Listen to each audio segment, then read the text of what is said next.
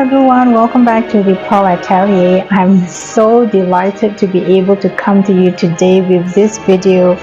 The Famille Rose has always been a favorite and it has stood the test of time as well as graced so many beautiful homes, and I am so very lucky because of YouTube. I was able to do research on it and I was able to learn about it. Otherwise, I wouldn't even know about it, and I'm quite ashamed to admit it because even though I'm Asian, I didn't even know about it. And I've done also a video on it where I showcased my mom's Famille Rose collection, and if you would like to look through that video, I'll be linking it as well towards the end.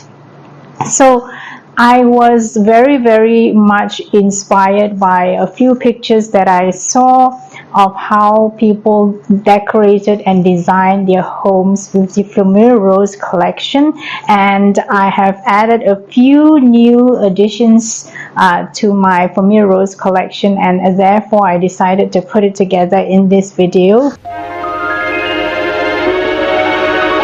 For those of you who would like to know more about the Famille Rose, it is from the Qing Dynasty, which is the last dynasty of China, and I love that dynasty the most, especially the Qianlong Emperor.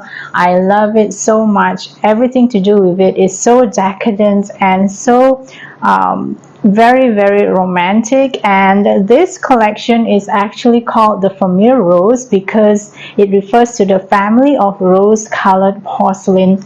And color was actually introduced to Chinese pottery and design through the Italian monks who were attached to the royal court from the period of Qianlong Emperor's grandfather and then his father. And the most noted and famous one of all is Giuseppe Castiglione, who was attached to the Yongzheng Emperor and then to the Qianlong Emperor. He was also the one who painted a lot of the very lifelike paintings of the Qianlong Emperor and his consorts. Or you could say that the Italians are the ones who introduced color to the Qing Dynasty, because before that you would know about the blue and white china, which is attached to the Qing Dynasty. So the Qianlong Emperor was very much invested in the production of the porcelain, just as King Louis, the Sun King, was very much invested in the Sevres factory. So they exported it extensively, mainly for the American and the European market, and they catered to their taste, which wanted more flamboyant designs. So if you look at a lot of the Qing period dynasty ceramics or pottery or porcelain that was actually manufactured for the royal family itself, you can see that their taste is very much more understated, very much more classic and clean colors and lines, and which is totally different from the export market. Even so, the export market has always been very popular amongst the Western decor and tablescapes. And so when I wanted inspiration on how to decorate, I went on the internet and then I immediately saw, and I was immediately inspired, especially when you look at the new edition of the peach figurine here with the three boys holding it up. I really wanted it, and I immediately looked through the internet for it because I can't find it in my hometown, and a few pictures popped up. And you have to be very careful because you have some which is from the earlier period where the peach is a little bit more sort of whitish peach in color, not so much of a fuchsia color. But the picture that I saw, the peach was absolutely fuchsia in color and very riveting, and I wanted exactly the same. You also have to be careful because a lot of the expressions of the little boys holding the peach, some of them are not really pleasant looking. They don't look really happy. But this one, the boys looked extremely happy. In fact, I was too quick in clicking on it because the difference in price is quite extensive. It ranges from around 300 to 1,000, and I had to pay quite a lot for the shipping. But I knew that if I didn't grab this chance, I would never have it again, because I knew that the prices of things are increasing. Well, I really felt that I wanted this figurine to be in my collection. I'm really so grateful and so humbled by the fact that I'm able to know more about this because of my channel. I've had to do extensive research, and through it all, it has actually educated me and enriched my life beyond compare. And I featured this on my Huang Huali cabinet, and I've done a whole video on how I got this. I also am so very humbled that I own this, so I can tick it off my bucket list.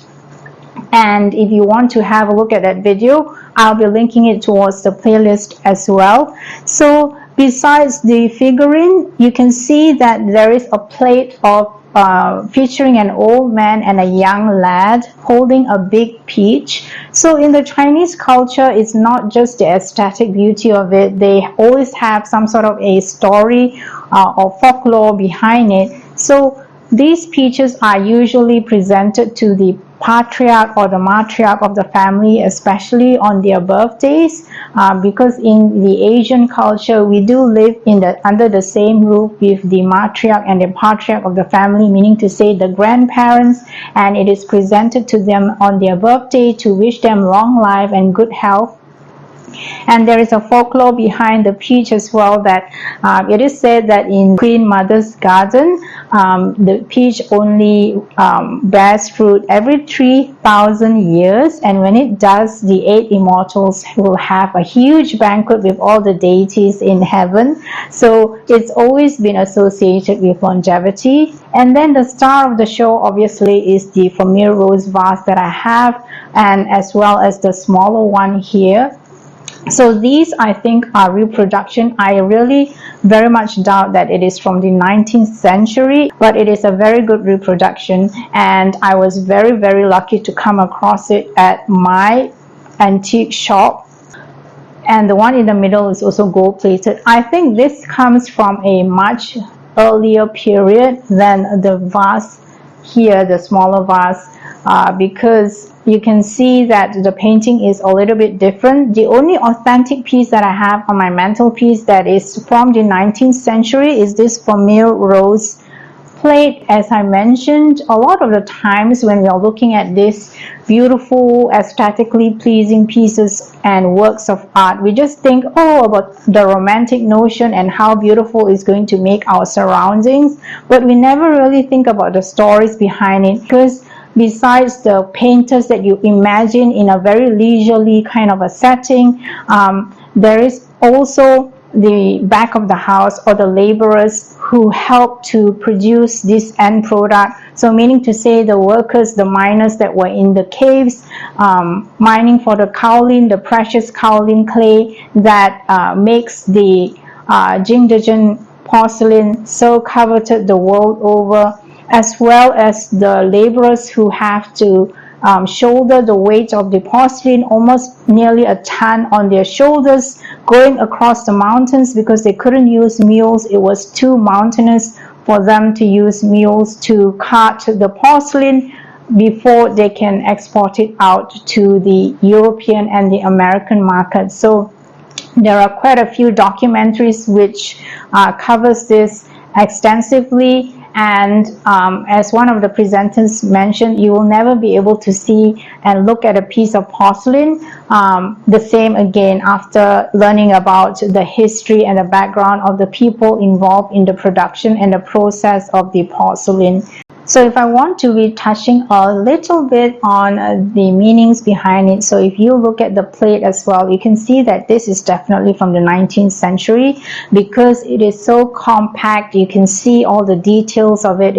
It is painted with so much attention to detail. The coloring of it is absolutely fabulous. The combination of colors, and especially when they feature the roses around the edges of the plate with the gold plating, and the birds and the butterflies, The butterflies is supposed to represent something like a social butterfly, and if you want to have more social prominence in your life, that is what it is all about. And then the birds are supposed to be carrying some very good news to you. And you've also got the peaches and the fruits bearing in abundance. And then when you look at the main vase itself, it also carries the same kind of messages with the magpies, a pair of magpies. And then here in the main center of it, you can see that the peony is very much a central figure, and the fact that your family will have social prominence and abundance through the generations. Because a vase is a rebus in Chinese, which is meant to contain your wealth or your family wealth. And if you look at the other face of the vase, where you have the family receiving some guests or some visitors, as well as you have the family looking on as your child is playing in the garden, you can see that these figures are in leisurely pursuits. So today I couldn't resist taking out this rose colored dress. You can see that there are some rose prints on it, even on the sleeve of the dress, as well as the bodice and the skirt of the dress. And I've also taken out my ruby collection. This is my ruby necklace in the shape of a butterfly, as well as my ruby ring. And I've also got this sort of like a jewel encrusted hairband that is in the color of rose. I just couldn't resist it since I was doing a Famille Rose video, so I decided to wear this whole ensemble. I was really so excited when I got this dress, so I thought it would be absolutely fabulous with this video. If you have been following my channel, you will know that I love fashion and I love jewelry as well. So I'm really feeling very blessed at this point in my life, because I'm able to enjoy the things that I couldn't enjoy when I was working.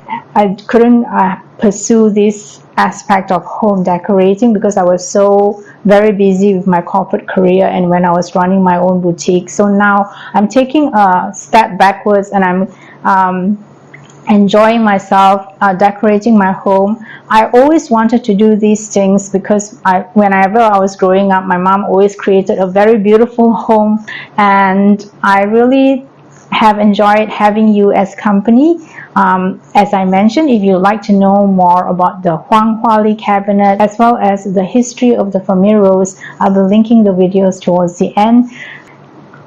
Till then, I hope that you take good care, and this is Eileen from the Pearl Atelier. Goodbye.